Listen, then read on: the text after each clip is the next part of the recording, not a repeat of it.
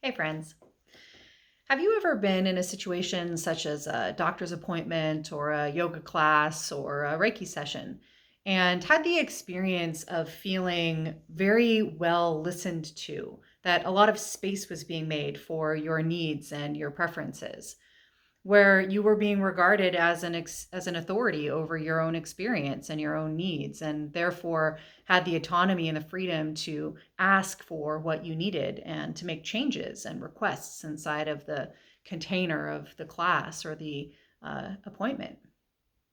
How did you feel in those situations? What did it feel like inside to be regarded as the authority of your own experience, even when there was an expert in the room? Conversely, have you ever had an experience where you did not feel that you were well listened to, when you were not regarded as the authority of your experience, and perhaps the teacher or doctor or other expert kind of took all of that responsibility and authority on themselves as the expert in the room? A place where perhaps you didn't feel like you had the space or maybe even the right to make requests or changes or say no to things that were happening in the space. How did that feel? And how did it feel to think about the contrast of those two spaces? Well, it's possible that the difference between the first sort of experience and the second could be whether or not the person facilitating the space was paying attention to holding a space with a trauma-informed perspective. I'm really curious about what it takes to create a trauma-informed space, in particular in the realm of a Reiki class or session. So friends, welcome back to Heartscapes, where we play at the intersection of self-reflection, spiritual practice, and social action. And we do so through the lens of Reiki practiced from its Japanese origins.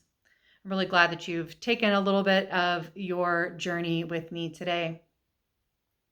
So this idea of how to create a trauma-informed space inside of Reiki practice has been with me from the very beginning of my practice, primarily because I was introduced to the lens of trauma-informed care through the teaching I've done with the organization Shakti Rising. They're an organization that provides services in recovery work, in personal development and transformation for female-identified folks across the world. I'll put their information in the show notes down below. One of the central principles of the work that Shakti Rising does is to provide care through a trauma-informed lens. And so in working with them over the years, I absorbed some of those principles, even though I had never, studied psychology or studied trauma in any specific way.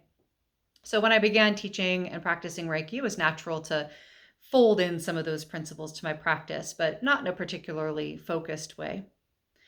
But I became really, really interested in this topic of what trauma is, how it operates inside of us, and what we can do to be in a stronger position with relationship to it. Around the time that I was opening my Reiki practice, there was much more information coming out more publicly and more, in various circles around the science around trauma and the brain that has been developed over the past, significantly developed over the past 10 or 12 years or so. And that research began filtering in particular into the spaces of yoga. So trauma-informed yoga has become a pretty robust aspect of the practice of yoga, which has been really fascinating to see. Not only the benefits of a practice like yoga that integrates mind, body, breath, and the impacts of a practice like that on the effects of trauma on the brain, but also the potential pitfalls of how a space like a yoga class could potentially trigger trauma in somebody and what we can do about that. So there's been quite a bit of work done in that realm. A practitioner who I love and follow and really respect is Zabi Yamasaki, who's done a lot of work on trauma-informed Reiki, in particular through, trauma-informed yoga, in particular through the lens of social justice and what it means to hold space for victims of assault. I'll put her links down below. From there, the realm of mindfulness meditation began taking this up. David Treleaven has done amazing work in the realm of trauma-informed mindfulness. And at that point, it became very clear to me as I was studying these folks, bringing this work explicitly into the realms of yoga and mindfulness, that Reiki spaces needed this as well.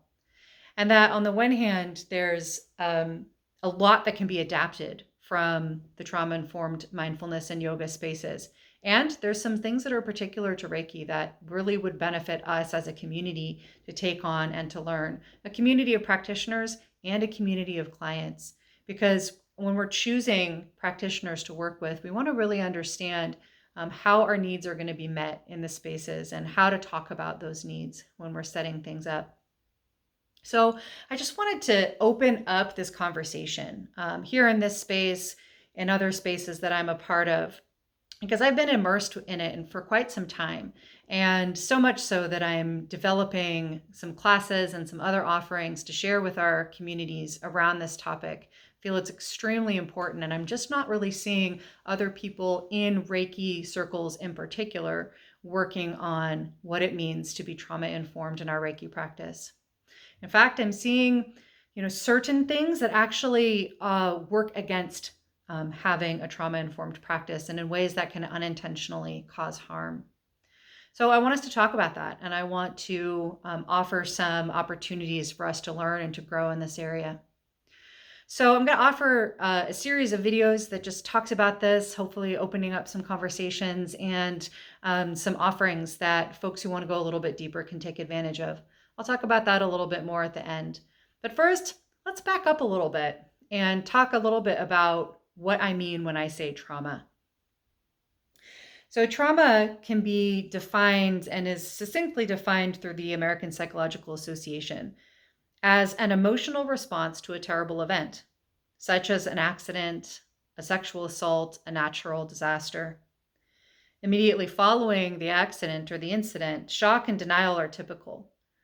Those sorts of responses often will fade in short order, but longer-term reactions can include unpredictable emotions, flashbacks, strained relationships, even the physical symptoms like headaches or nausea. Now, while these feelings are normal when experiencing a trauma, some people have difficulty moving on with their lives. Bessel van der Kolk, who is a doctor and a researcher on the cutting edge of the brain science around trauma over the last few decades, has estimated through his work that up to 90% of us have experienced some sort of traumatic event or traumatic life circumstances over time. That's pretty much all of us, right? That's very close to all of us have had something that has taken its emotional toll, which of course is really understandable because we live inside of vulnerable bodies in a complex world where there are many, many, many factors that can impede our safety, our sense of security, and our sense of our well-being. But the interesting thing is that the majority of us will process that experience in ways that our systems are designed to do. Our systems are designed to take in the stress of a traumatic event, to process it through our nervous system, through our emotional system, through our brain, and to move that stress out of our bodies eventually so that we can return to normal life. But for up to 20% of us, there will be an experience, either a singular traumatic event or a traumatic circumstance that lasts over time, that stays with us, that gets embedded in the body, that gets stuck in one way or another, and leads to these sorts of experiences that were just described, these lingering long-term emotional and physical impacts of having that stress, that trauma trapped in our bodies. Typically, this is called having post-traumatic stress disorder, and that was originally believed to really only happen for people who have been in experiences such as combat or that have had a really violent experience. But what we've come to understand is that the effects of trauma can embed in our system for a wide variety of reasons. It can embed in our system because of long-term experiences with oppression, for example. Microaggressions that a person might experience because of their race or gender over time can build up to a traumatic response. Experiences that we don't necessarily even experience ourselves, but if we're in a position of hearing about traumatic events, such as a therapist or somebody who works in a hospital that are constantly witnessing and dealing with the impacts of traumatic events, that can stick in our bodies too. So there's a whole range of reasons why we might be walking through our daily life and be carrying an imprint of a dangerous, frightening situation. The good news is we're learning more and more and more about powerful ways to process, to finish that process of moving the trauma through our body and through our system, that there are ways to overcome post-traumatic stress disorder. And embodiment practices like yoga, like mindfulness, like Reiki, like martial arts can be powerful parts of that process. But they can also provide triggers for the trauma. When we're asked, for example, to turn our attention inward, as we are in mindfulness meditation and Reiki, when we're invited to pay attention to the sensations of our body, we might come across sensations that we've been trying to ignore because they're part of that trauma, and all of a sudden, that experience of the trauma is back in our awareness. We can have experiences because of the way that a session is conducted that can trigger the trauma. For example, if we're not given the opportunity to make choices or decisions about what we experience, if we're, for example, not given the option whether or not to be touched. That's one of the center points of trauma-informed yoga, is getting consent from people to come and touch them to make adjustments in the pose.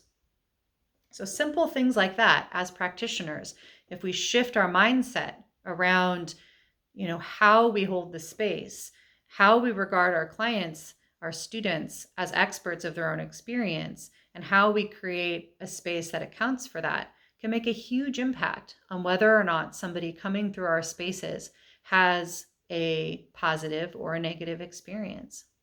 And that's what I'm really interested in. What is the formula? What are the best practices for taking a Reiki practice, working one-on-one with clients, teaching students, and creating it into a trauma-informed space?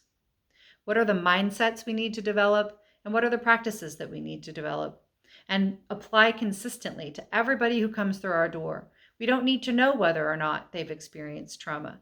We just need to create a consistent container that accounts for as much as we can, as much as we know about what people need. And all of us benefit from that. Everyone benefits from being given consent, being asked their consent to be touched. Everyone benefits from being regarded as an expert of their own experience. And every other best practice inside of a trauma-informed system is beneficial to everybody. So I've been working on a curriculum and some writings and a self-assessment around what it means to cultivate a trauma-informed Reiki practice. And I'm really ready to share that with all of you. The center point that all of this pivots around is how to create a space that has the maximum opportunity for a client or student to experience safety, consent, and control over their own experience. And so in this work, I go through 8 different categories, 8 different ways in which we can do that. In each one of those cases, looking at both the mindsets that we need to cultivate and the practices. If this is of interest to you, either as a person who is experiencing Reiki as a client or student, or as a practitioner, I'd really invite you into this conversation. Down below in the show notes, I'll put a link to the self-assessment that I've developed that you can quickly and easily move through and just get a sense of what these categories are, and an initial sense of what your relationship to them are already, where these practices and mindsets might already be alive inside of your practice, and where they might need development. I'll also put information about the class that will be offered in February. This will be a half-day class that's focused on cultivating a trauma-informed Reiki practice, specifically around, again, those consistent practices that we can put into place for all clients or students. This isn't about learning how to treat trauma with Reiki. Reiki can be a really powerful part of a trauma treatment program. But if we're going to step into that realm, we want to have a lot of training and a lot of structure around how we do that. This work is about how to create a space that creates safety, consent, and control for everyone who walks in our door, a trauma-informed space that can increase that likelihood of a person coming through and feeling empowered by the experiences that they have in our spaces rather than uneasy or disempowered or somehow, lacking or even triggered by the experience that they had. And the really amazing thing about it to me is that these practices and mindsets are simple. They're simple to understand and they're simple to implement. They're simple to integrate into what we are already doing. And they make a huge impact. It's a place where we can have an amazing point of leverage as a community of Reiki practitioners that increases the amount of healing that happens in our communities from the impacts of trauma. And lastly, and perhaps most importantly, I'm really interested in destigmatizing the idea of trauma, of challenging the idea that trauma is something to be ashamed of. It's something that infrequently happens. It's something that, a minority of people are walking around with. And to really normalize the idea that, we're humans living in a vulnerable body in a complex world with many dangers, many opportunities for challenges to confront us. And that it's part of our natural, regular, normal cycle of life to process the impacts of those challenges, both in our bodies, our minds, and our emotions and our spirits. And this is something that was known by our ancestors. There's a lot of practices that come through many of our ancestral lineages that explicitly target the processing of trauma once it has happened as just a normal form of healthcare. And so we get to participate in that. We get to normalize that sort of awareness inside of our practices. And I really look forward to the ride. So if this is something that interests you, I'd love to hear your thoughts about it. I'd love to hear from the perspective of all of you who have been in Reiki sessions or in other sorts of sessions and had the experiences of either being well held and well listened to or not, and the impact of that. I'd love to hear from practitioners, questions that you have, situations that you've run into that have been challenging or confusing, and where you would like to see this work develop. I'd love to continue this conversation with you in whatever way it feels good. And I'll continue it with you by sharing a few more videos on this topic as we move through. Thanks so much for listening to the end of this video. It went a little longer than I was intending, but I'm very passionate about this, so I appreciate the opportunity to speak about it. And until I get to speak to you again, I hope you are very well provisioned for your journey wherever it leads you. Thanks so much. I love you. Goodbye.